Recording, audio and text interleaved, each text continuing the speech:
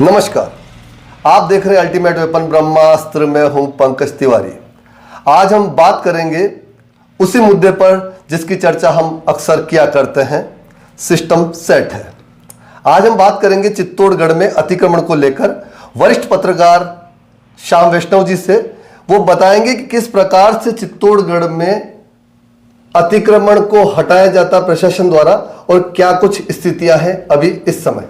पहले तो मैं बताना चाहूँगा कि आपने जो ये कार्यक्रम शुरू किया है कि सिस्टम सेट है जी, उसका मैं धन्यवाद करता हूँ। और अब आपने जो प्रश्न किया है कि भाई जो अतिक्रमण को लेकर क्या कुछ स्थिति अभी इस समय। अभी जो देखा जाए तो चित्तौड़गढ़ की स्थिति ये है कि पूरा शहर जो है अतिक्रमण से अटा पड़ा है। और जो भजन लाल जी सरकार जो है उसका जो पीला पंजा है वो खाली गरीबों पे ही चलता है। हम काफ़ी समय से इस चैनल के माध्यम से ये समस्या उठा रहे थे कि भाई रोड सकड़े हो जाते हैं, अतिक्रमण हो रहा है, दुकानों के बाहर अतिक्रमण कर रखा है, फुटपाथ खा गए दुकानदार, बरामदे तक खा गए। 1980 के पहले की बात बताऊं मैं तो चित्तौड़गढ़ जो है गोलपेव चौराहा जो है कंट्रोल रूम, इस कंट्रोल रूम से लेकर सब्जी मंडी का जो पूरा मार्केट है जी, आज जो जिस स्थिति में है और जो मार्केट वाले बाहर आ गए, उससे पहले क्या था कि आगे की तरफ 6-6, 7-7 फीट के बरामदे हुआ करते थे जी। और इन्होंने फिर पता नहीं क्या किया, नगर परिषद नगर पालिका थी उस वक्त, और वही सिस्टम सेट वाली बात है कि मतलब हर समय यही चलता रहा है, चित्तौड़गढ़ में सिस्टम सेट है। बिल्कुल। अब उन्होंने अधिकारियों से मिली भगत करके और यानी रात के अंधेरे में अधिकारियों की जेबें गर्म करके और ये जो बरामदे थे इन बरामदों को इन्होंने खुर्द-बुर्द कर दिया। अब इसका पैसा जमा हुआ या नहीं हुआ, नगर परिषद भी इसकी कोई जवाबदेही लेने को तैयार नहीं है कि इनका पैसा भी जमा हुआ था या नहीं हुआ था। हाँ, मतलब अभी कौन बताए, वो जो उस समय जो थे वही बता पाएंगे, उनके हिसाब से यही कहना है। और कानून इतना लचीला है कि हर 2 साल में 5 साल में जैसी सरकारें चेंज होती है नियम भी चेंज हो जाते हैं।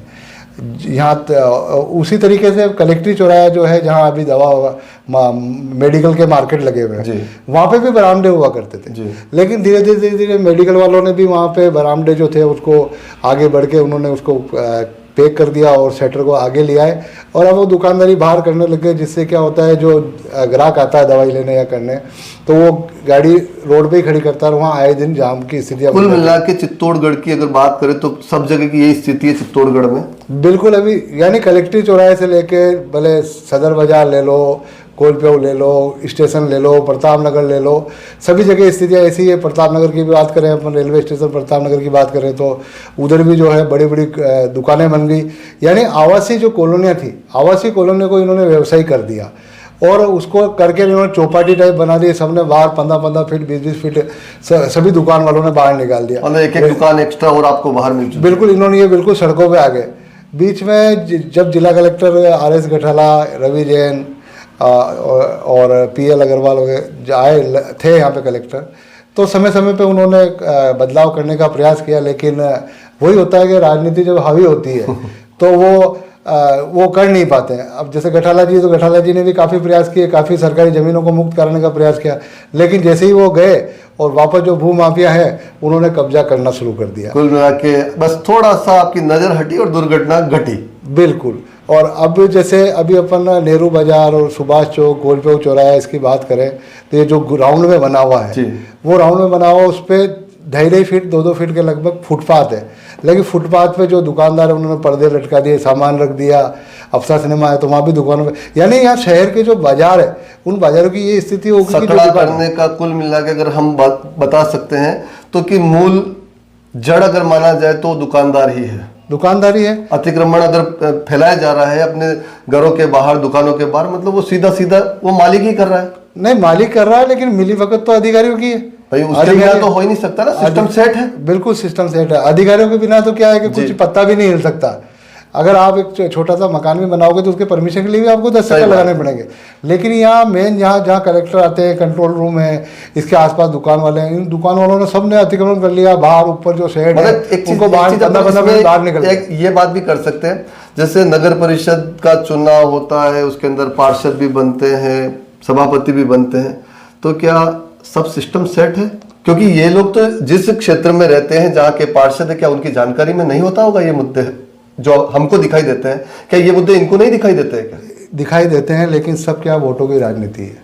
भले बीजेपी कांग्रेस हो, कोई भी हो, वोटों की राजनीति है। वोटों की राजनीति के चक्कर में इन्होंने यानी जो है गरीबों को वोट लेने होते हैं तो ये गरीबों को पैसा भी बांटते हैं और दारू भी बांटते हैं, सारी चीज़ करते हैं। और उनको फिर अब जब प्रशासनिक अधिकारी है वो तो बाहर निकलते ही नहीं है। मैं देख रहा हूँ यहाँ विकास कुमार के बाद जो भी एसपी आए हैं, भले कोई भी हो, भले कोई से भी एसपी हो, वो अपने ऑफिस से बाहर ही नहीं निकलते। जबकि जनता के बीच में जाना और उनसे बात करने की आवश्यकता है। इधर आयुक्त है तो आयुक्त भी कहीं बाहर निकलने का प्रयास नहीं करते हैं, ना वो जो अतिक्रमण दल है, अतिक्रमण दस्ता तो यहाँ निष्क्रिय है।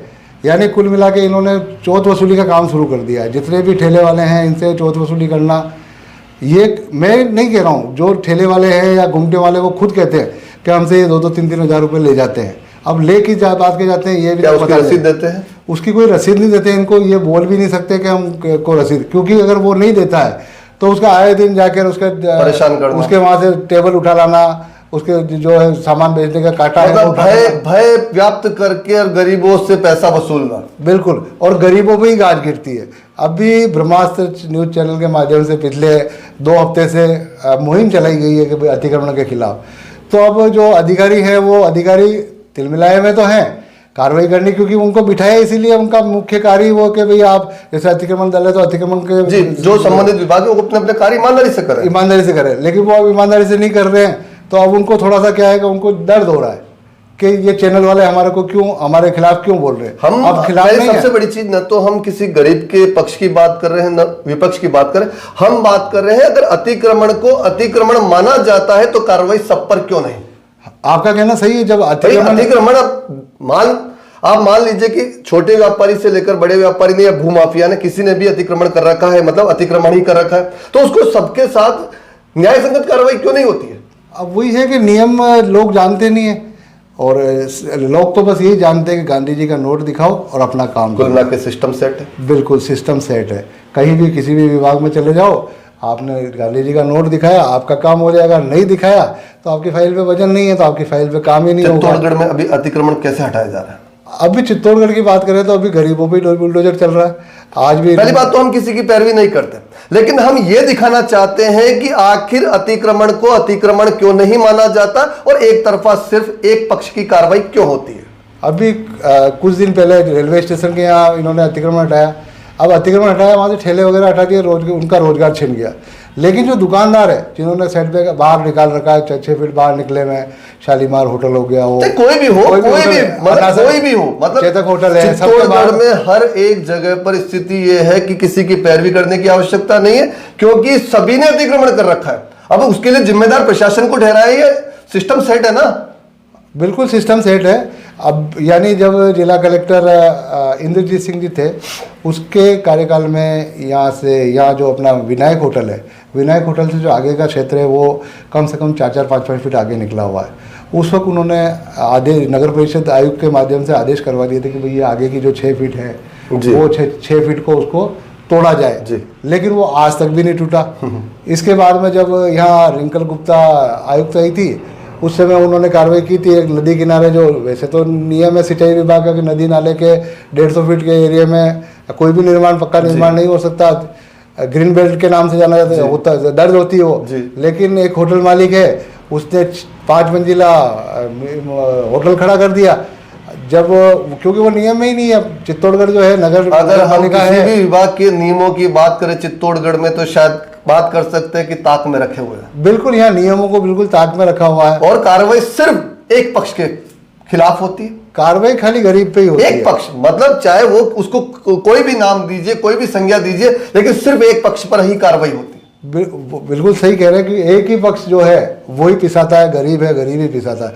और गरीब भी दबंगों के अतिक्रमण तो हिम्मत नहीं, यानी जो बड़ी बड़ी बिल्डिंगें खड़ी होगी उनको दबंगी कहेंगे ना, और क्या कह सकते हैं उनके लिए क्या है भाई, उनको रसूखदार कहे कि सिस्टम सेट है का हिस्सा कहे, कुछ भी कहे, पर है तो अतिक्रमण तो उनको भी दिख रहा है ना रसूखदार, लेकिन नहीं हो पा रहा है। मैं रसूखदार इसलिए कह रहा हूँ क्योंकि वो राजनेताओं की शरण लेके वो सारा काम करा रहे हैं। राजनेता अब छोटी छोटी सी बातों के लिए भी राजनेता फोन कर देते हैं। किसी के यहाँ अगर उसने गलत निर्माण कर दिया, बाहर वो अतिक्रमण कर रहा, उसके लिए भी वो लोग फोन कर देंगे मेरा आदमी है।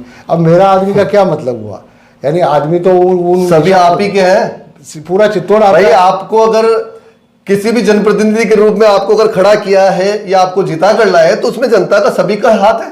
बिल्कुल, और सहयोग सभी का है, ऐसा तो नहीं है।